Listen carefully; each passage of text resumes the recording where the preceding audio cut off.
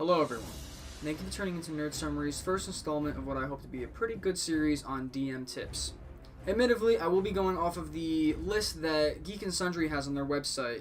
They have their own descriptions of what they believe to be good tips for DMs.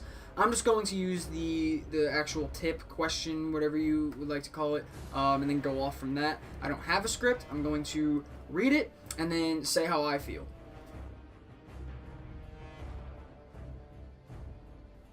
Tip number 1. Try to make critical fails just as or even more fun than a critical success. What I believe this means is that when you are kind of forcing the party to believe that when they get a critical fail, that they're just going to be taking more damage than they usually should, or just make something that normally wouldn't happen, basically just to make the party feel less of a player, right? Maybe I worded that a little weird, but I am guilty of doing this before, right? And most of the time a DM with a critical success will say, rolls a 20, in my party, our paladin sits right here on my side, and I'll look to him and say, you take your one-handed hammer and slam down with a righteous fury of light right on your the NPC, smiting him or something like that, and just completely obliterating him or something like that. Like, in an instance where you get a critical success, I would probably do something along the lines of, if I have our party's warrior sitting here to my left, I would say something like, you leap through the air, down the stairs, axe in hand, slicing down and just cutting a path through the enemies, one by one as they fall, their bodies splitting in half, opening the path to the next room. Something like that. Whereas a critical fail, I would say something along the lines of, say it's the same instance, he's at the top of the stairs, has to cut a path through, right? Rolls a critical fail, and I would probably even start it off saying, you heroically leap through the air and swing your axe down, and as it hits the first enemy, your axe shatters on his skull and they all attack you. That could lead into something a little worse, having all the enemies attack, but you're the DM, you decide what happens, and say something you decide on screws up later, you're the DM. Fix it. Do whatever you want.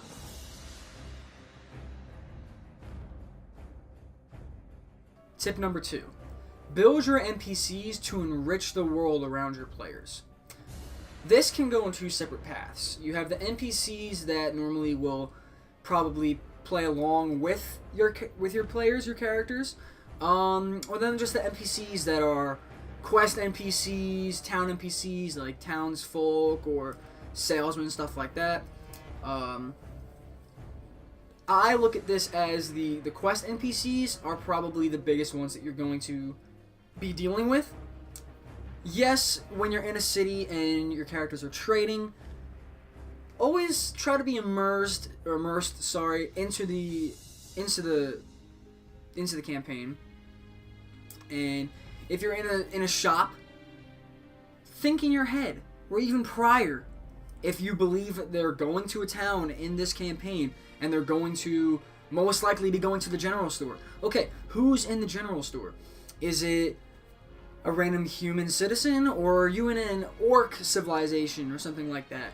And they're going to have a menacing voice or something like that. You have to think of the name, the gender, why are they here? Is it a family shop? Do they work for somebody? Because that all sets a background for this one NPC.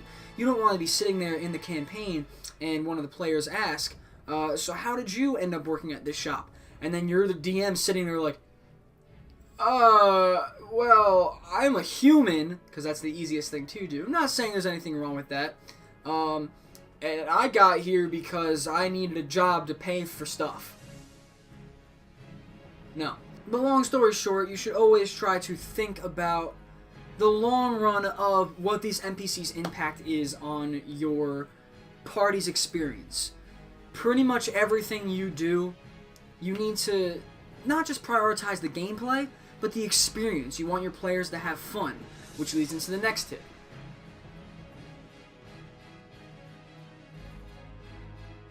Tip number 3.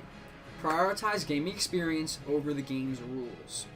What this means to me is you could have the rule book right in front of you. of, do you think that would fall under acrobatics or athletics? Let's see. You're the DM. You decide. If somebody is doing something that you don't necessarily know by the rules how to do it, do it the way you want it.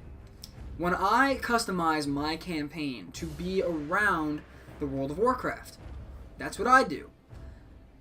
When, for instance, I have a note sitting right here on my DM screen that says the starting stats, right?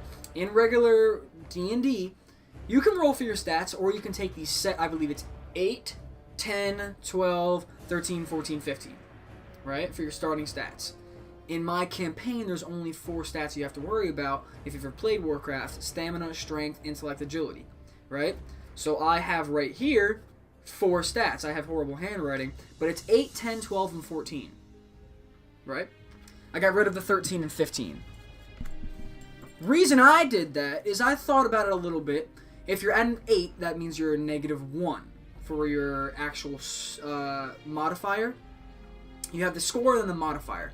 8 is the score, -1 modifier. 10 is the score, 0 modifier. 12 is the score, +1. 14, +2. In my eyes, I will always try to say yes first, rather than telling my players no, they can't do something. But as a DM, I can almost guarantee that there were times that you're sitting at a table playing with your buddies, and they say that they want to do something that you don't necessarily agree with, or you already know that if they do that, it's going to derail from the thing that you want to happen next, the path you want your players to go on. So, you're the DM. Somebody could roll a 20 to go up to a guard and bash his face in the most guarded city of the world, and roll a 20, right? You can literally say, no, you don't do that. You don't necessarily just want to have somebody roll 20 for that and say no. Try to do something along the lines of make them know you don't want them to do that, right? Say, you're in my campaign, you roll a 20 to bash a guard's face in. I'm going to say, wow, alright, well, what happens is you walk up to the guard, and nonchalantly you just start a conversation, right? And out of nowhere, you take your 2-handed bludgeoning hammer and swing right at the guard. The guard grabs your hammer by the hilt, pushes your arms down, and says, do you really want to do this right now? And shoves you back and you fall down. Something like that. Don't necessarily have to give them consequences because they didn't critically fail. They did. It's all up to you. You are the DM. In the long run, just remember you are the DM. Anything you say goes. So guys, thank you for watching. This kind of was a short video, but I plan to do necessarily around 3, maybe to 5 tips per video and keep them short. I don't want them to be too long. Something you can watch real quick before a session if you want to just jog your memory or give you some ideas of how to play that campaign. If you guys liked it and you want me to continue this series, please leave a like on the video. If you want, please subscribe to our YouTube channel.